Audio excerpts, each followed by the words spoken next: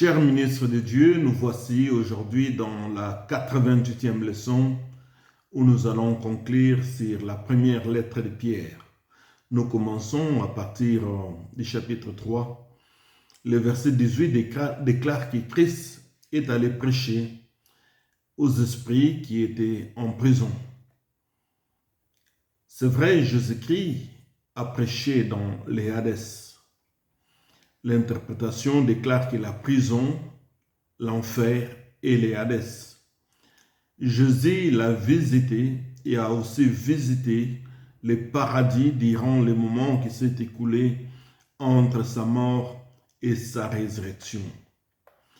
La présence de Jésus dans ces lieux terribles serait le plus puissant des sermons. Pour autant que ces âmes perdues pourraient avoir eu une seconde chance, car l'enfer est éternel et nul ne peut être délivré de ces lieux terribles.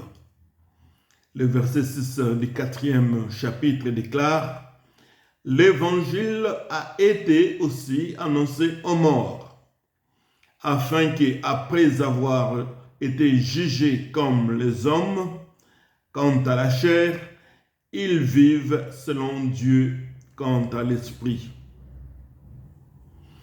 Bien-aimés du Seigneur, chers ministres de Dieu, Christ a souffert dans la chair. Nous devons nous préparer à souffrir nous aussi. Celui qui accepte la croix de Jésus est mort aux pulsions du péché provoqué par les désirs humains. Son seul désir est de faire la volonté de Dieu. Bien sûr, les amis d'autrefois seront étonnés de voir qu'on ne les rejoint pas pour faire la fête. Ils mépriseront donc les chrétiens de ne pas se laisser faire quant à leur dissipation. Les versets 10 et 11 du 4e chapitre déclarent: « Comme des bons dispensateurs de diverses grâces de Dieu, que chacun de vous mette au service des autres les dons qu'il a reçus. Si quelqu'un parle, que ce soit comme annonçant les oracles de Dieu. Si quelqu'un remplit un ministère, qu'il est rempli selon la force que Dieu communique, afin qu'en toutes choses, Dieu soit glorifié par Jésus-Christ. À lui appartient la gloire, la puissance au siècle des siècles. Amen. Chers ministres de Dieu, enfants de Dieu, qui nous écoutez en ce moment, si quelqu'un prêche, qu'il prêche comme si Dieu parlait au travers de lui. Si quelqu'un est appelé à aider les autres, qu'il le fasse avec toute l'énergie que Dieu donne. On devrait servir de manière à ce que la gloire soit toujours donnée à Dieu. Au 12e verset, Pierre, l'apôtre, parle de la fournaise. Il dit: « Bien-aimés, ne soyez pas surpris comme d'une chose étrange qui vous arrive, de la fournaise qui est au milieu de vous pour vous éprouver.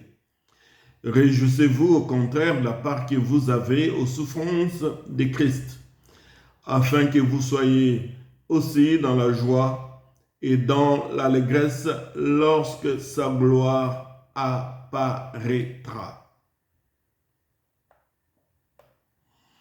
La fournaise dans ce verset fait référence aux torches humaines que l'empereur despote Néron avait dans ses jardins. Nous en avons déjà parlé. Il éclairait son jardin en utilisant les chrétiens comme des torches auxquelles il avait mis le feu. En tout cas, nous devons pas être troublés par la fournaise qui peut nous menacer, les chrétiens doivent se réjouir de pouvoir partager les souffrances avec Christ, les souffrances de Christ. Rendez-vous compte, c'est en prière, prenez des hommes, des chrétiens, les brûler vifs pour éclairer son jardin aux applaudissements de ses concitoyens. Le chrétien doit être heureux si on lui fait mal à cause du nom de Jésus.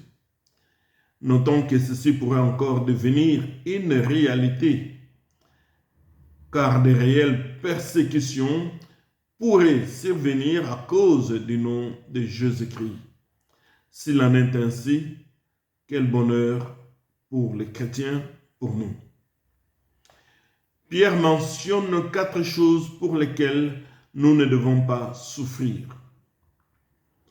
Nous ne devons pas souffrir comme meurtriers, 1, comme des voleurs, 2, comme des malfaiteurs, 3, ou s'ingérant dans les affaires d'autrui, 4.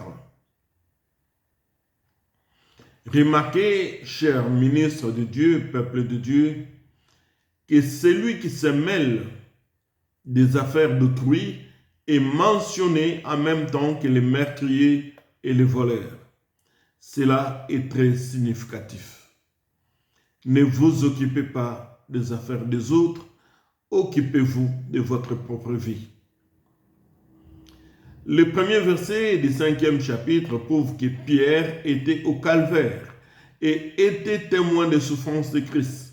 Il dit: « Voici les exhortations que j'adresse aux anciens qui sont parmi vous, moi aussi ancien comme eux, témoin des souffrances de Christ et participant de la gloire qui doit être manifestée. » Pierre mentionne qu'il est témoin.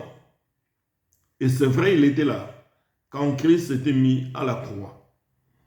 Il continue, il dit: « Paissez les troupeaux de Dieu qui y est sous votre garde, non par contrainte, mais volontairement. » On ne vous oblige pas à faire le travail de Dieu.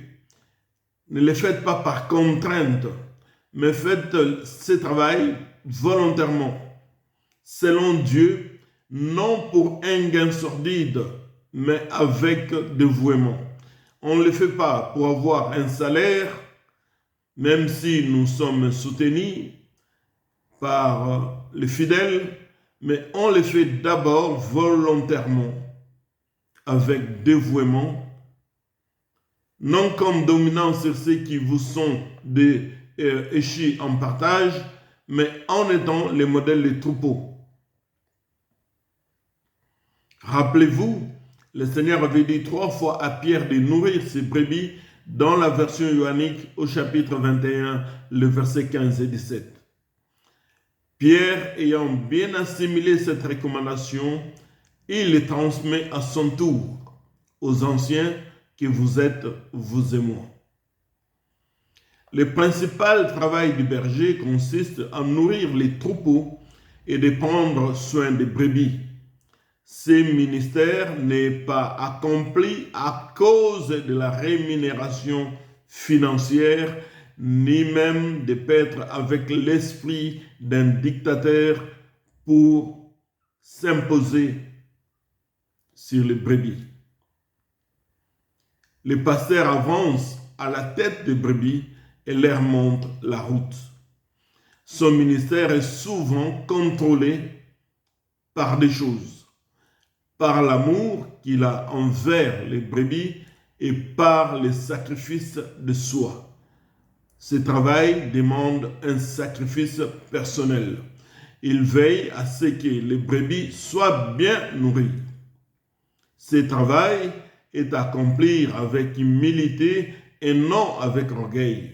Celui qui a 1000 brebis ne doit pas minimiser celui qui n'en a que 100 ou 10.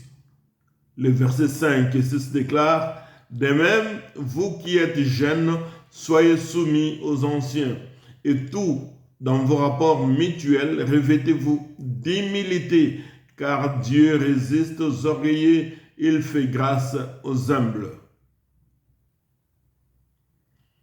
L'apôtre Pierre nous appelle à nous humilier donc sous la puissante main de Dieu, afin que Dieu vous élève au temps convenable.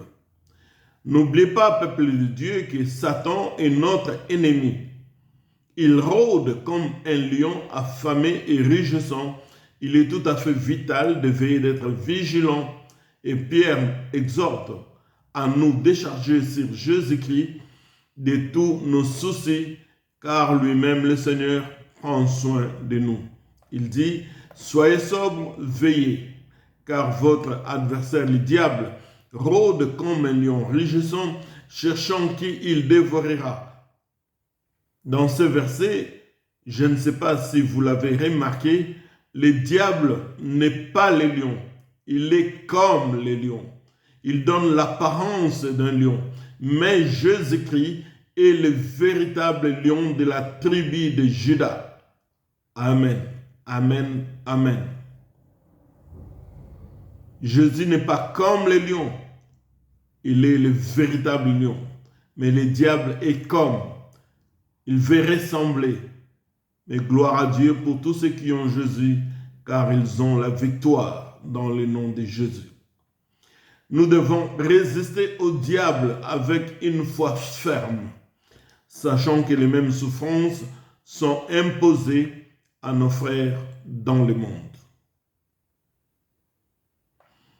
Sachons, bien-aimés, que le Dieu de toute grâce, qui nous a appelés en Jésus-Christ à sa gloire éternelle, après que nous aurons souffert un peu de temps, il nous perfectionnera lui-même, nous affermira et nous fortifiera, nous rendra inébranlables.